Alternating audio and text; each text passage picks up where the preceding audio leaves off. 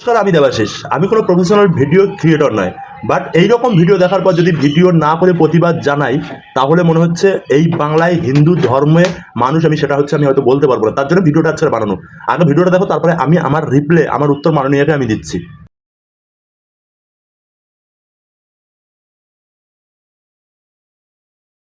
মাননীয়া, ভণ্ডামির একটা লিমিট আছে।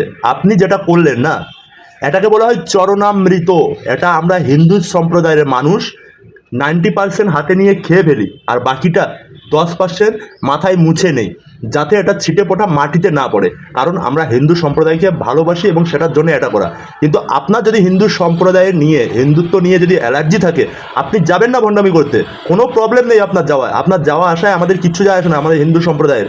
কিন্তু দয়া করে আপনি ভণ্ডামি বন্ধ করুন, কারণ এই ভণ্ডামি আর সহ্য হচ্ছে না।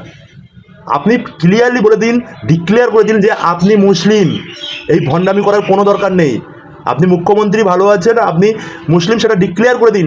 হিন্দু ধর্ম নিয়ে দয়া করে নেক্সট টাইম ভণ্ডামি করবেন না।